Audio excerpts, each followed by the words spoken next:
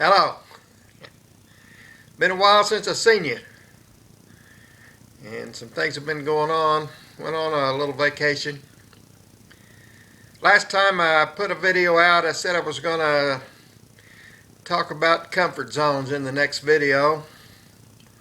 So I'm going to do that a little bit today, but I'm going to do it different than I'd planned to. I'd planned to, I'm not going to even tell you what I planned. Just going to tell you it's going to be a little different, and probably over the next few videos we're going to work that subject into whatever the video's about. And I wanted to make while it was fresh in my mind, I wanted to make a video or two about the recent trip that Betty and I took, and actually Brett, my youngest daughter, and Ryan, her husband, and their dogs went along too, or we went with them. I want to make a couple of videos or three about some of the things that happened, or some of the places we went, or some of the things that we saw on that trip. And as I do that, I'm going to try to work this comfort zone thing into those videos. Don't know how it's going to work out, but that's what I'm going to try to do. In today's video, I want to talk about a young lady I met. I want to talk about a subject called buyer's remorse. And with that, I'll just go on with the video. We went to western North Carolina, probably it would be. We were in the Appalachian mountain range. A place called, actually the place we went, the reason I went to start with was a place called Cherokee, North Carolina, and I'll get into that in the next video. But Cherokee, North Carolina was where we were headed, and we ended up staying in a cabin on the side of a mountain in a place called Maggie Valley, North Carolina. It's not too far from Cherokee. So I want to talk about that region and some people we met. We left on a Saturday morning, and we got down there on a Saturday evening, and one of the things we discovered right off was that they roll the sidewalks up around there about dark, and a lot of the places that we might have thought we could go to weren't open, and some of the places to eat weren't open. We went there to a nearby little community called, I believe it was Waynesville was the name of that place. And we went to a restaurant to eat, and we circled around the block there. Didn't know exactly how we could park or where we should park, and we found a place we wanted to eat, and ended up, we missed a parking place right in front of it, and ended up about 2 blocks away, around the corner and down the hill. We found a parking place, and we walked back up there. On the way to the restaurant, we passed a little shop, and in the shop was a window display, and in that window display were 3 rather unusual wooden ducks. And you might have noticed from watching some of my videos that I like wooden ducks. I like ducks. I like duck decoys. And I like a variety of wooden things, but among them is wooden duck decoys. These weren't really decoys, but they were kind of like decoys. They were in the window of this place. Well, the place was closed. So I told my family there, I said, boy, I like those ducks. If it's possible, before we leave down here, I'd like to get back to this place and see if those ducks are for sale, how much they want for them, because I just like them. So we went on down the street, Can't remember that place. I'll find out and I'll put it in this video in a text. But we went on down the street to this place, and it was a neat place too. And they had good food. And they had, when you walked in, they had an ambience that I liked. And they had displays that I liked. And they had furniture that I liked. And as it turned out, they had food that I liked. We ate there, and we waited maybe 45 minutes to get a seat. And when we had our meal, it was an excellent meal. Delicious. We all liked what it was we had. And that was Saturday evening. And I don't know, sometime later in the week, I think maybe it was Wednesday, we managed to get back to that place and go up and down the street and look in the shops, and there were several places that we went into and browsed and looked at. Some neat things. Some nice folks. But I got back to where my ducks were in the window, and I walked in there, and I don't know, my daughter and her husband were off somewhere else, and I think my wife, Betty, she was in custody of their two dogs. They got two border terriers, and she had them on a leash, and we wasn't sure where they could go in this place or not, so she stood outside on the street minding after the dogs. And I went in to ask the lady that I met there about those ducks in the window. She was a delightful person. The name of the place was Village Framer, and her name was Jeannie, and I believe her last name would be pronounced Shuckster, or not Shuckster, Shuckstes, Shuckstes.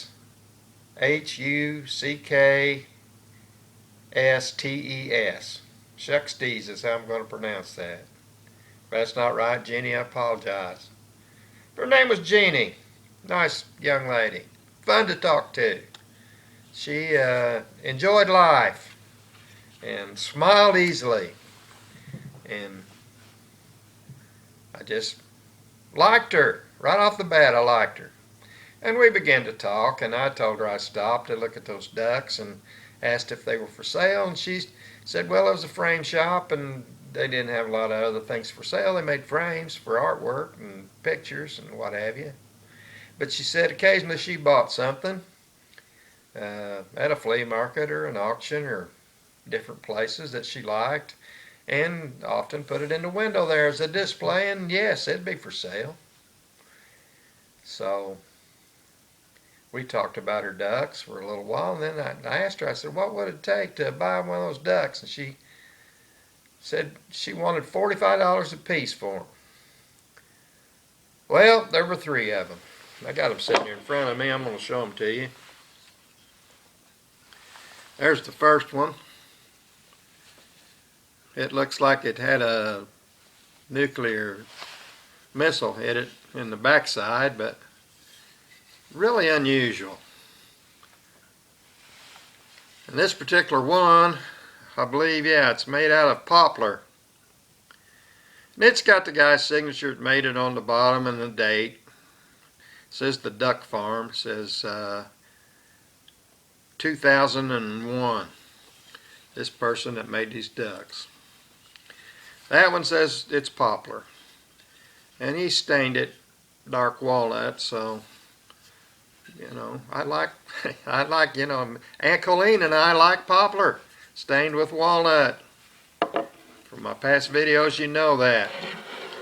This next one, it looks a little bit more like a duck than that one did. I mean, it looks like it hadn't had a disaster on its backside, but it too is very interesting.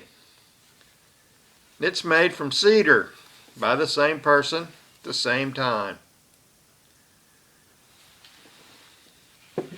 And then this last one,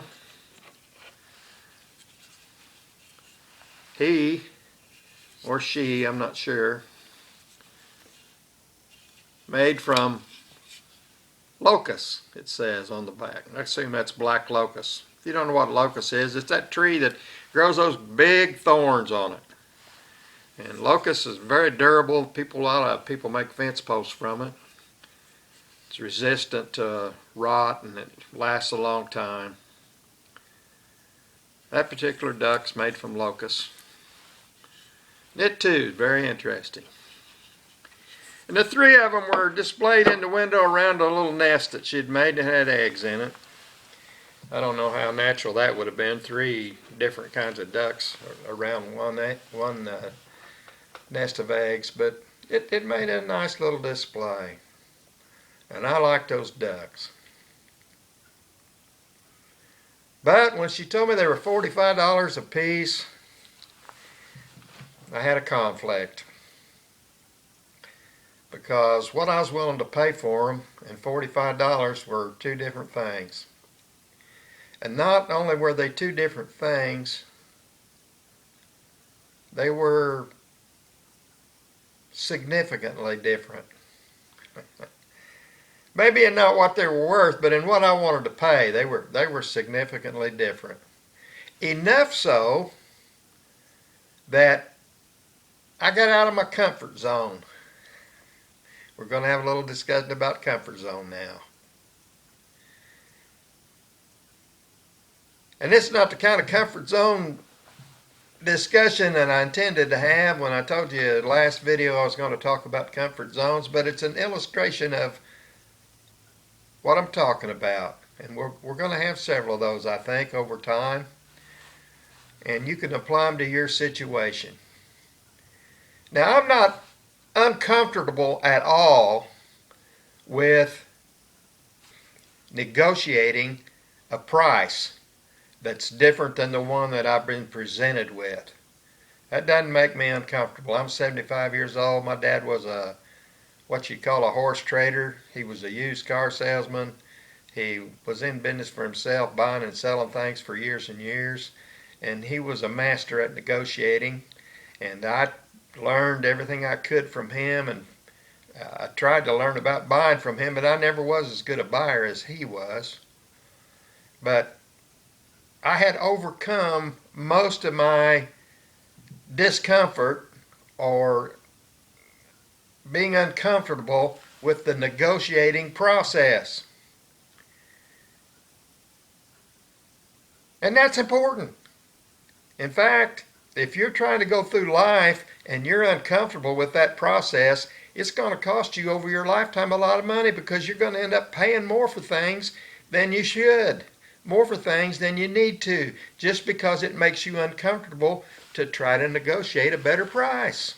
So if you got that problem with your comfort zone, I'm telling you, this is lesson number one. You need to stretch your comfort zone there. But still yet, I was uncomfortable. And the reason I was uncomfortable is the confrontation that comes from this negotiation. I had already developed a fondness for this young lady, for Jeannie. I liked her. I liked her a lot. And I didn't want to offend her. I didn't want to hurt her feelings. I didn't want to make her the kind of offer that, in my mind, this negotiating process needed to get to where I paid the price that I wanted to for these ducks. Because I would rather do without the ducks than offend this young lady that I just met. And I was afraid that I might, if I acted like I normally would have in that situation. She'd have been some scruffy old guy like me. I'd already offered her $10 a piece for those ducks to start with, and stood back if he tried to swing at me. So my unwillingness to offend this young lady caused me to leave that shop without those ducks. I mentioned to her that I had 3 daughters and I possibly could buy all 3 ducks. I think I did before I left there. And I mentioned to her it'd be difficult for me to decide which one of those ducks I wanted if I bought one of them. But nevertheless, I left. Went outside, collected my wife. We walked down the street looking at more shops. And I got to the corner. And up at the corner was in this town, and this town was one of those, I'm going to call it a tourist attraction town. Most of their revenue was tourist based. And they had lots of things to offer tourists, including all these shops that I'd been walking up and down looking at. But on the corner there, they had a large case, had plastic doors on it that raised up, and it had brochures in that case. You've seen these. You've seen them in, they usually have them in rest stops along interstate highways where you can pick up a brochure for Carlsbad Caverns or the Kentucky Derby or whatever the attraction might be for that area. There's a lot of brochures of different things in there. And it was a case like that, and it had lots of things for the Maggie Valley, for the Appalachian Mountain things in that area. Had a brochure in that case. And I stopped there to look at it, and right in front of my face, eye level, right there, shouting at me, was a brochure. And here it is.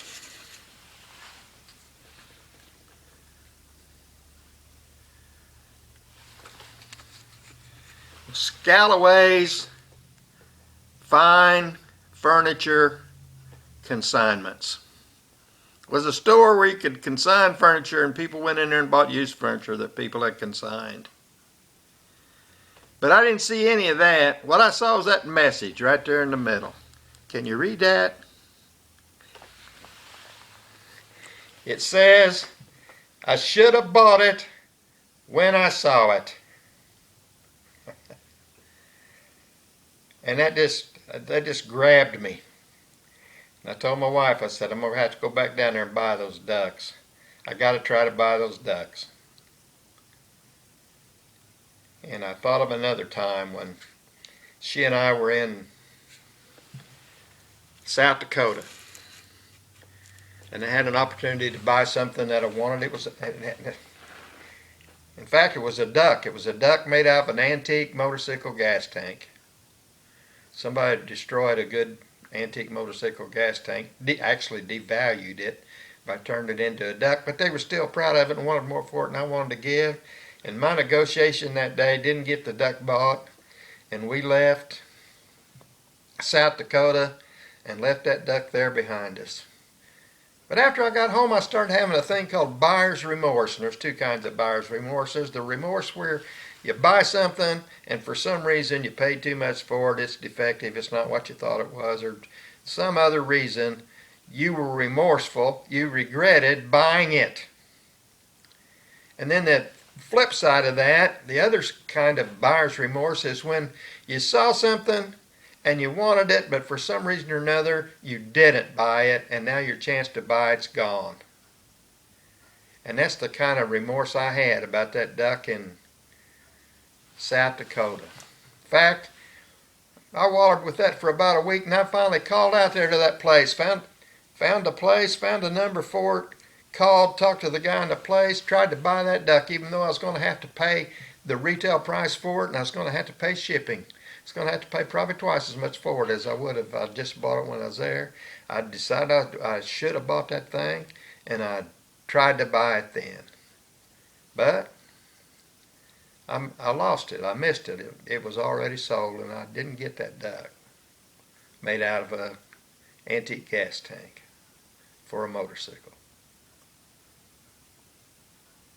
And this story was much like that. I was in a place where I'm 75 years old. I probably will never be in Waynesville, South Carolina, or North Carolina again.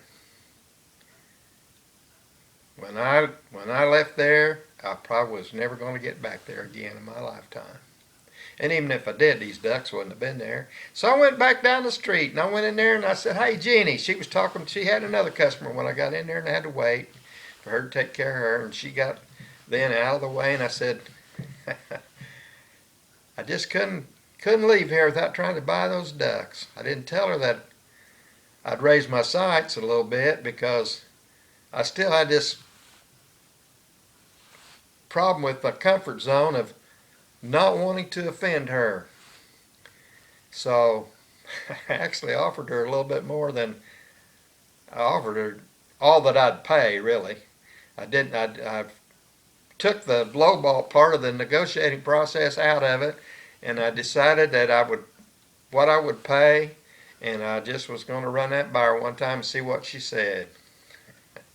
And I told her about this other duck in South Dakota. And then I told her I'd give her $100 for those 3 ducks. And she smiled, and she was cheery just like she always was. And she said, "After a story like that, how could I say no?" She said, "Besides that, that's a delightful price."